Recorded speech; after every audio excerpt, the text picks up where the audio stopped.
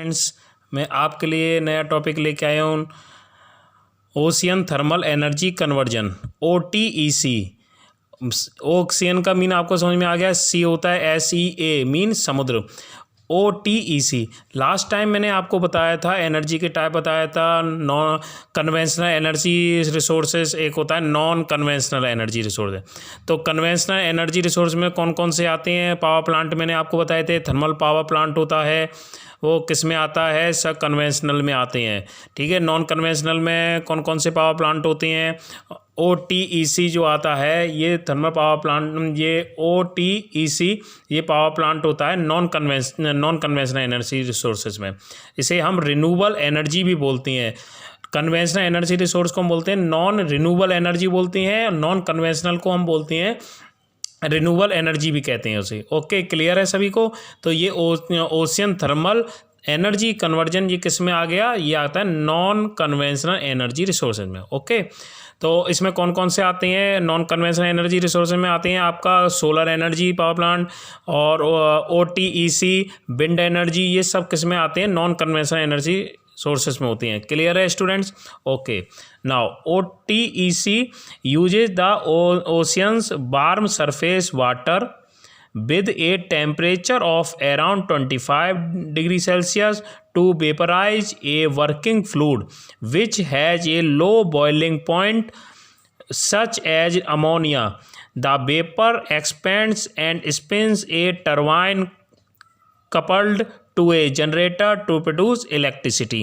ये डेफिनेशन है इसकी। अगर एग्जाम में आती है तो आप डेफिनेशन लिखेंगे विद फिर डायग्राम उसका ड्रॉ करेंगे तो आपके पूरे क्लियर, आप अच्छे मार्क्स गेन कर सकते हैं। तो आपको समझ में आ गया। देखिए इसमें डायग्राम से मैं आपको समझाता हूँ। ये जो ब्लू कलर की दिखाई दे रही है लाइन, ये क्या है? ओशियन सरफेस है ये। ठीक है, नीचे क्या हो गया? पूरा वाटर ही वाटर है। तो इसमें हमने क्या किया? सबसे पहले इसमें जो इसके इक्विपमेंट है कौन कौन से यूज़ किए? एवोपरेटर है, टरबाइन है, जनरेटर है, कंडेंसर है और पंप है। तो लास्ट टाइम मैंने आपको थर्मल पावर प्लांट में भी आपको बताया था, न्यूक्लियर पावर प्लांट में भी बताया था कि थर्मल पावर प्लांट में क्या चीज़ थी? बॉयलर था, बॉयलर के बाद टरबाइन थी, टरबाइन के बाद कंडेंसर लगाया था हमने, कंडेंसर के बाद पंप हमने यूज किया था। तो एक पूरी साइकिल, रैंकाइन साइकिल पे काम करता था पूरा थर्मल पावर प्लांट। ऐसे ही सेम ये भी पूरी एक साइकिल है। तो टरबाइन जनरेटर तो सब में कॉमन, जब भी जो कोई पावर प्लांट की मैं बात करूंगा टरबाइन और जनरेटर की तो बात होगी। उसके बाद कंडेंसर भी हो गई और पंप होगा। बस वहाँ पे बॉयलर होता था। इसमें हमने क्या यूज किया? हमने एवोपरेटर यूज किया है। तो इसमें देखिए जो सी का जो ओशियन का सरफेस होता है उसके आप नीचे डाउन साइड में आप जाओगे, ओशियन के अंदर जाओगे तो कुछ मीटर पे जाने के बाद ऐसा वाटर का जो देखो, आप अर्थ के अंदर जाएंगे या फिर ओशियन के अंदर जाएंगे तो उसमें वाटर के जो टेम्परेचर में चेंजेस आते जाते हैं। जो वाटर का अपर सरफेस होता है उसका टेम्परेचर अलग होता है और आप अंदर इनसाइड में जाओगे तो बीच में कुछ टेम्परेचर इंक्रीज मिलेगा और उसके नीचे डीप में जाओगे तो कहीं वाटर जाके वो कोल्ड वाटर भी हो जाएगा। ओके, तो हमें बहुत ज़्यादा नहीं जाना है डीप में, हमें सरफेस से थोड़ी डिस्टेंस पे नीचे जाने के बाद हमें वाटर मिलता है 25 डिग्री सेल्सियस के अराउंड। तो उसे हम बोलते हैं वार्म वाटर भी बोलते हैं उसे। तो उसका ही यूज करना है हमें। तो वो जो वाटर है उसको एवोपरेटर में लेते हैं।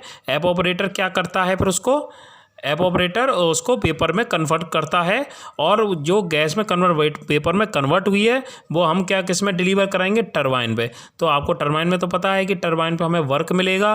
तो इसमें हीट एनर्जी किस में कन्वर्ट हो गई? ये हमें मिल गई आपको मैकेनिकल एनर्जी में। फर्दर टरबाइन किससे कनेक्ट है? जनरेटर से। तो जनरेटर से हमें क्या होगा? इलेक्ट्रिसिटी हमें प्रोड्यूस होगी। और आफ्टर देन जो रिमेनिंग वेपर है, गैस है, वो किस में आ जाएगी? कंडेंसर में आएगी। और कंडेंसर में मैंने आपको बताया कि सी की और डीप में जाओगे तो एक कोल्ड वाटर हमें मिलता है जिसका टेम्परेचर होता है 5 डिग्री सेल्सियस के अराउंड। तो हम उसको यूज करेंगे। तो कोल्ड वाटर के कांटेक्ट में आएगा जो इसमें वेपर स्टीम जो आ रही, वेपर आ रहा है, वेपराइज्ड आ रहा है, गैस आ रही है, उसके कांटेक्ट में आएगा तो किस में कन्वर्ट हो जाएगा? वो वाटर में कन्वर्ट हो जाएगा। और जो पंप है वाटर को किस में डिलीवर कर देगा? अगेन फिर वो डिलीवर कर देता है एवोपरेटर में। तो यही पूरी एक साइकिल चलती है, एवोपरेटर, टरबाइन, कंडेंसर और पंप। ओके, क्लियर है?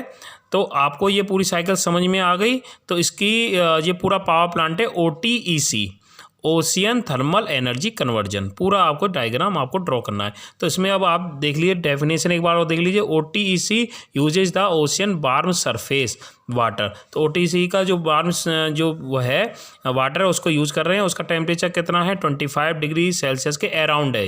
हो सकता है थोड़ा ऊपर हो जाए थोड़ा नीचे हो जाए। Vaporise working fluid which has ये लो बॉइलिंग पॉइंट। तो लो बॉइलिंग पॉइंट जैसे अमोनिया क्या होता है, लो बॉइलिंग पॉइंट होता है, तो इसलिए यूज़ करते हैं इसको।